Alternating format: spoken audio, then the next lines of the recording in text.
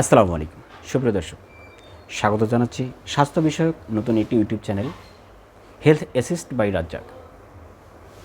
আপনারা যারা চ্যানেলটি দেখছেন তাদেরকে বলবো, রিকোয়েস্ট করব যে স্বাস্থ্য বিষয়ক নিত্যানতুন প্রাথমিক বিভিন্ন ধরনের ধারণা পেতে অবশ্যই আমার এই চ্যানেলটি সাবস্ক্রাইব করে আমাকে উৎসাহ প্রদান করবেন। সুপ্রিয় দর্শক, আজকের বিষয় অত্যন্ত গুরুত্বপূর্ণ, ভয়াবহ এবং বাংলাদেশে ঘটে যাওয়া একটি বহুল আলোচিত বিষয়। সেটি হচ্ছে ইপিস্টেক্সিস, যাকে বলা হচ্ছে নাক দিয়ে রক্তক্ষরণ। হঠাৎ করে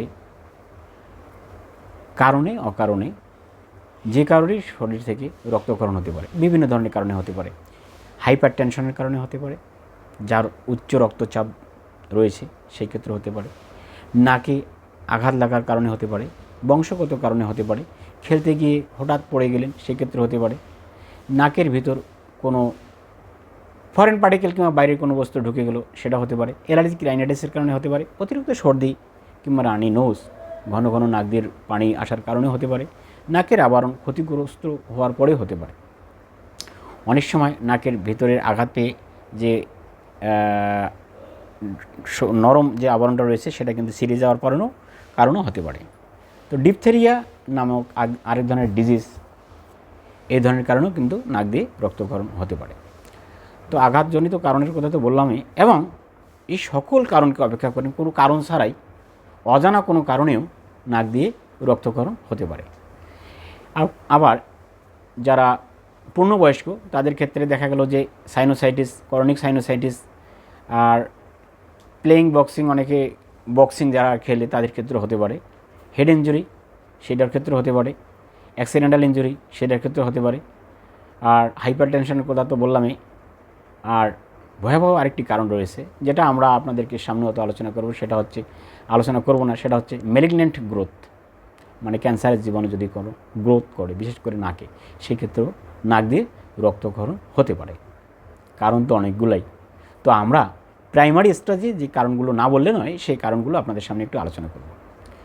হঠাৎ শুরু হয় কোনো কারণ ছাড়াই, দেখা গেলো যে আমার নাক দিয়ে রক্তক্ষরণ হলো, ডাক্তারের কাছে গেলাম, সেক্ষেত্রে ডাক্তার আইডেন্টিফাই করবে প্রিভিয়াস হিস্টোরি আছে। ধরেন আগে আমি নাকে আঘাত পেয়েছি, এখনও হঠাৎ করে সেক্ষেত্রে নাক দিয়ে রক্ত আসতে পারে, কিংবা রিসেন্ট আঘাত পাচ্ছে সেই কারণেও নাক দিয়ে রক্ত আসতে পারে। আমি প্রথমেই বলছি যে হাইপার টেনশন কিংবা অতিরিক্ত রক্তচাপ, যার বিপি হাই, সেক্ষেত্রে কিন্তু রক্তক্ষরণ হতে পারে নাক দিয়ে। এবং এটি একটু মেজর কনসার্ন। এটা আসলে ভাবার বিষয় যে অবশ্যই আপনাদের মেডিসিন ডিপার্টমেন্টের ডাক্তারের সঙ্গে যোগাযোগ করতে হবে দেন দেয়ার।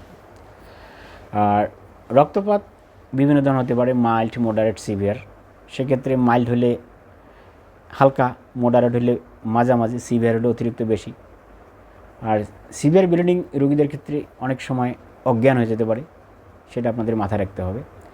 নাকের ভিতর অস্বস্তি কিংবা চুলকানি, কিটকিটানি, এই ধরনের প্রবলেম হতে পারে। প্রায় ক্ষেত্রে পেইনলেস ব্লিডিং হয়। অনেকের ক্ষেত্রে দেখা গেলো যে নাকে কোনো আঘাত নেই, কোনো ব্যথা নাই, হঠাৎ করে এই রক্তক্ষরণটা হচ্ছে। এই বিষয়টা জানতে হবে আর কি, আপনাদেরকে জানাতে চেষ্টা করতেছি আমি।